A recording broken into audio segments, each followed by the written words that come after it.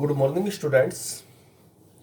जैसे कि आप लोग जानते हैं आपका ट्रायंगल वाला चैप्टर चल रहा है।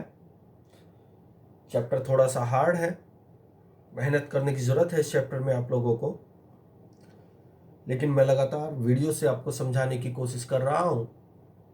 जो भी क्वेश्चन मैं आपको सेंड करता हूँ उसका पहले वीडियो बना करके आपको सेंड ज़रूर करता हूँ, क्योंकि मैं समझता हूँ अगर बच्चों के नज़रिए से इस चैप्टर को देखा जाए थोड़ा मुश्किल सा होता है। और वैसे भी ऑनलाइन क्लासेज आपकी चल रही है, ऑफलाइन क्लासेज में तो बच्चों की समझ में आ जाता है। चलिए बात करते हैं ट्रायंगल के बारे में। अगर आपको इससे पिछले वाले वीडियो लेक्चर के बारे में पता हो तो प्यारे बच्चों, इससे पिछले वाले वीडियो लेक्चर में मैंने आपको पहले 15 क्वेश्चन सोल्व करने के लिए दिए थे। हालांकि क्वेश्चन नंबर 16 का सॉल्यूशन मैंने सेंड किया था, बट फिर भी मैं आपकी क्वेश्चन नंबर 16 से ही आपकी आज शुरुआत करता हूं।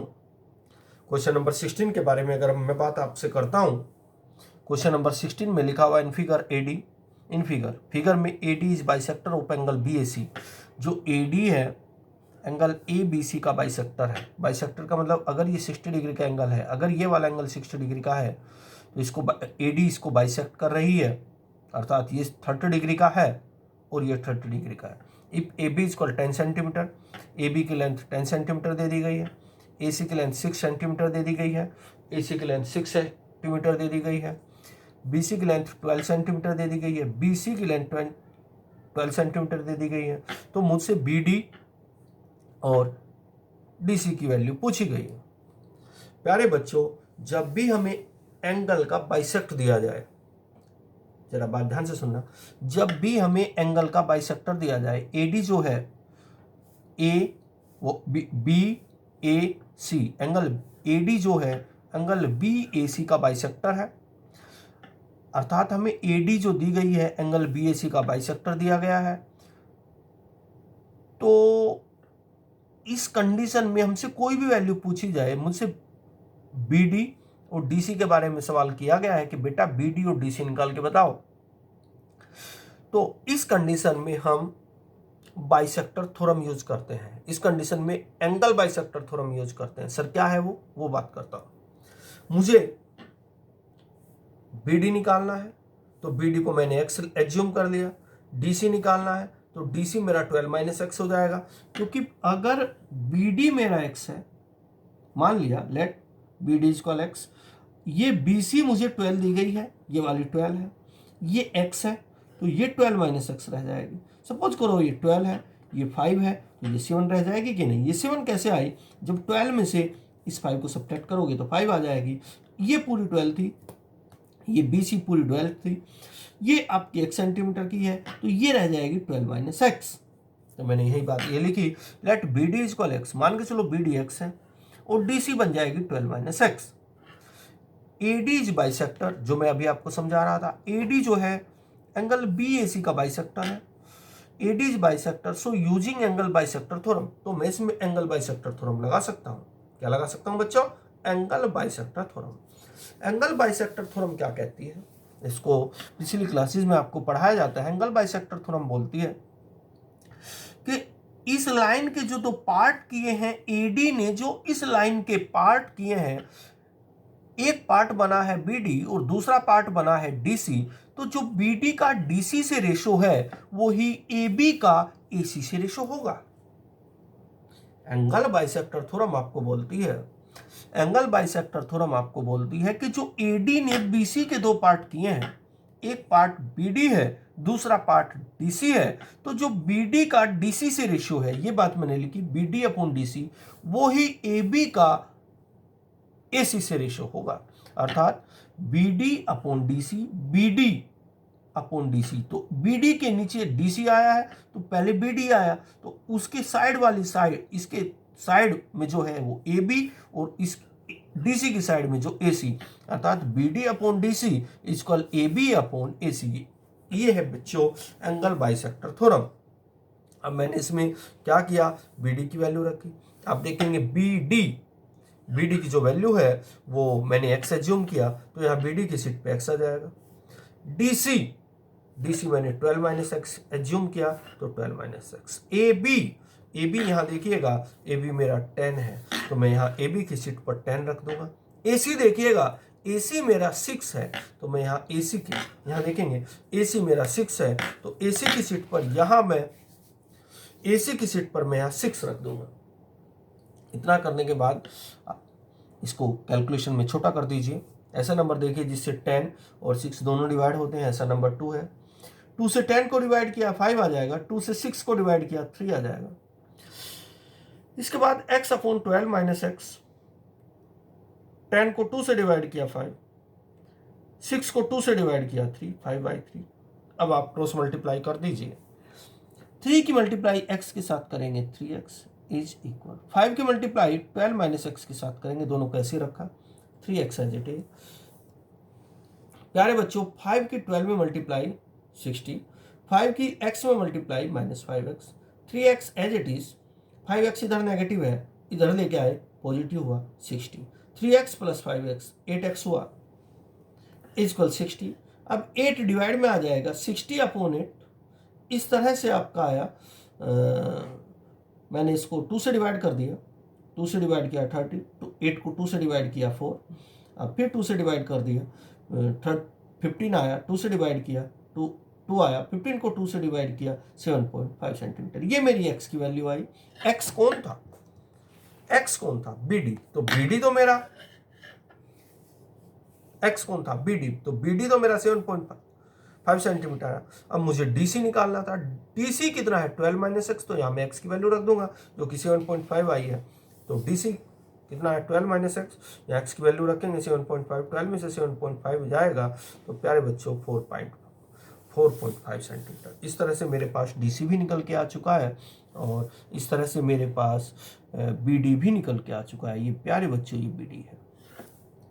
एक बार और इसी क्वेश्चन के बारे में बात करते हैं। क्वेश्चन में मुझे दिया गया है इन फिगर AD, इस फिगर में AD जो है, AD is bisector of angle BAC। AD जो है BAC का बाइसेक्टर है। बाइसेक्टर का मतलब अगर ये पूरा एंगल 60 डिग्री का है तो ये 30 डिग्री, ये वाला 30 डिग्री। बाइसेक्टर का मतलब होता है एंगल को दो अलग अलग पार्टों में डिवाइड कर देना, इक्वल पार्टों में। AB 10 सेंटीमीटर दिया गया है और AC 6 सेंटीमीटर दिया गया है, BC 12 सेंटीमीटर दिया गया है, BC 12 सेंटीमीटर दिया गया है। तो एक तो BD निकालना है और एक DC निकालना है। तो इसमें सबसे पहले प्यारे बच्चों मैंने BD को x एज्यूम कर दिया, DC को 12 माइनस एक्स एज्यूम किया। अब आपको यही ध्यान रखना है जब हमें किसी एंगल का बाइसेक्ट दिया जाए तो उसमें x की या किसी लेंथ की वैल्यू निकालने के लिए हमेशा एंगल बाइसेक्टर थ्योरम यूज होती है। क्या यूज होती है बच्चों? Angle bisector theorem.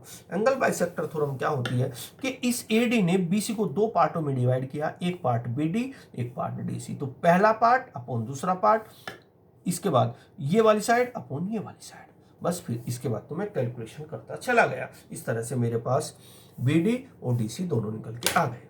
चलिए अगले क्वेश्चन के बारे में बात करते हैं।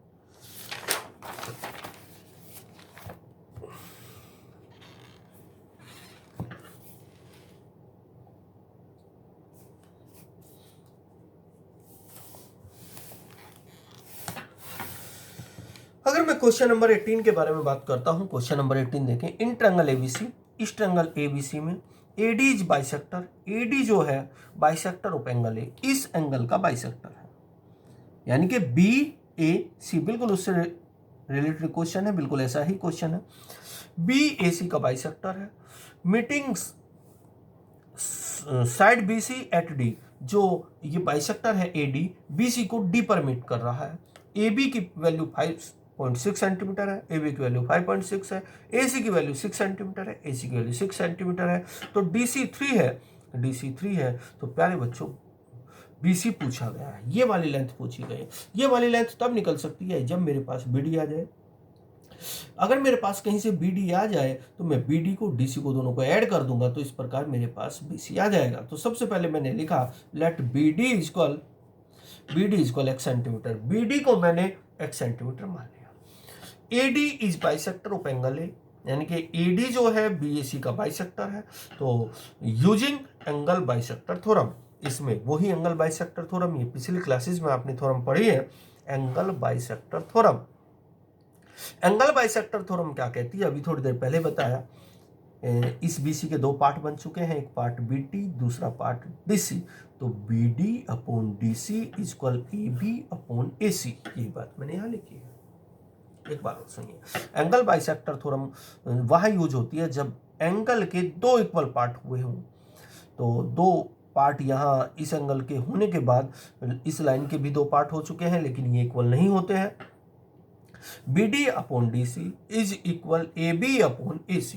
तो BD के अपॉन में DC आया और AB के अपॉन में AC आया। अब BD की वैल्यू मैंने x एज्यूम कर ली है, तो यहाँ x आया अपॉन DC मेरा 3 है। AB यहाँ देखिएगा प्यारे बच्चों, AB कितना है 5.6, तो AB की सीट पे 5.6, AC कितना है 6, तो यहाँ 6। इसके बाद मैं कैलकुलेशन करता चला गया, इसको मैंने डिवाइड कर दिया। किससे डिवाइड किया सर, 3 1 जा 3 और 3 2 जा 6, है ना। या एक काम कीजिए, इसको बाद में डिवाइड करेंगे, पहले इस पॉइंट को हटाइए, पॉइंट को हटाने के लिए यहाँ 0 बढ़ा दी जाएगी, 56/60 हो जाएगा। इसके बाद मैंने इनको डिवाइड कर दिया। सर किससे डिवाइड किया, मैंने इस वाले नंबर को भी और इस वाले नंबर को भी 4 से डिवाइड किया। 4 से डिवाइड करने के बाद 14 आ जाएगा, 4 से डिवाइड करने के बाद 15 आ जाएगा, फिर 3 से मैंने 15 को डिवाइड किया, 5 आ जाएगा। तो यहाँ क्या मिला x अपॉन 1, x अपॉन 1। इधर क्या मिला 14 अपॉन 5। अब मैंने क्रॉस मल्टीप्लाई किया, 5 की x में मल्टीप्लाई की 5x, 1 की 14 में 14, 5 डिवाइड में आया 14/5, x इक्वल 14 को 5 से डिवाइड करेंगे 2.8 सेंटीमीटर, x की वैल्यू 2.8 सेंटीमीटर आई है। x कौन था, x तो BD था। तो ये कितना आया है, ये निकल के आया है 2.8 सेंटीमीटर, जो मैंने अभी अभी निकाला है। मुझसे तो BC मांगा गया था, तो BC इक्वल हो जाएगा BD plus DC, BD plus DC।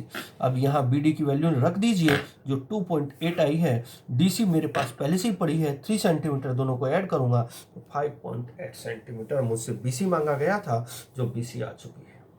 प्यारे बच्चों, अब जो बाकी क्वेश्चन आपके बचे हैं, इन बाकी क्वेश्चन को मैं इमेज के माध्यम से आपके पास सेंड कर दूंगा।